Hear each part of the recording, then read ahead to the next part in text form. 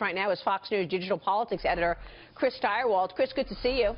Good morning. So we have a lot to talk about, obviously Tillerson, but I also want to get your take on this idea of Rick Perry running the Energy Department. The Senate uneasy about reports that Rex Tillerson will be the next Secretary of State, potentially. What can the president-elect do to boost confidence in Tillerson? What do you think of this pick? Wait a minute. I thought I was here to talk about those penguins in the Santa suits. I'm not. No. That's what I'm here for. That's what I'm about.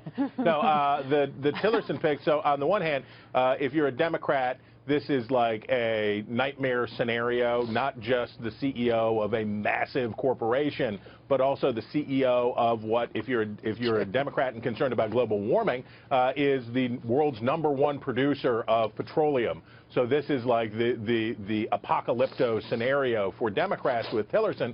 But the concern, of course, is can Tillerson get the 51 votes he needs for confirmation? And that will depend substantially on the question of how does Trump and how does Tillerson himself answer questions about Russia's influence inside the administration and Russia's influence in the election. Chris, but doesn't that go back to, you can see he's got a proven track record where when the Ukrainian situation was happening, Exxon had to pull out of their deal with Rosneft due to sanctions. So he's got the track record of abiding by American policy, given they're such a world leader. So where are the holes in the story that they could actually block him?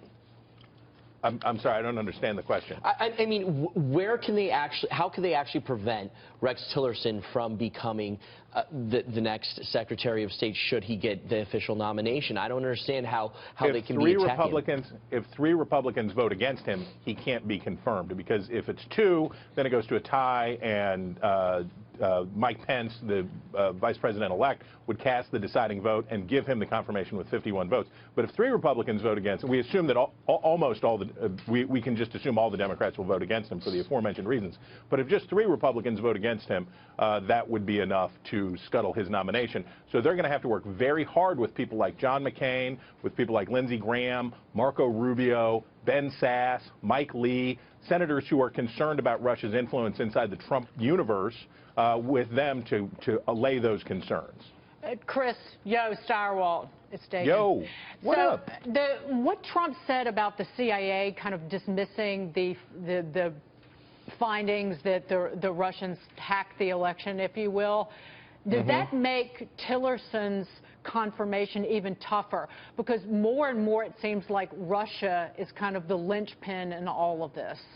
It's becoming, and we'll see how long it lasts, it's becoming a hyper-dominant part of the conversation in Washington right now. Obviously, Democrats want to talk about it because it gives them an excuse for why they lost the election. So they love to talk about Russia's involvement in the election. Republicans, though, are having a hard time. They're gagging on this issue a little bit because a lot of them have deep mistrust about Putin, deep mistrust about their influence in the United States and in Trump land. But at the same time, they don't want to add credence to Democratic claims. So this is a thorny issue. And by the way, you talk about the CIA. This is the challenge. Trump invoked the missed intelligence on Iraq from 2002 with the CIA. And I'm reminded of this.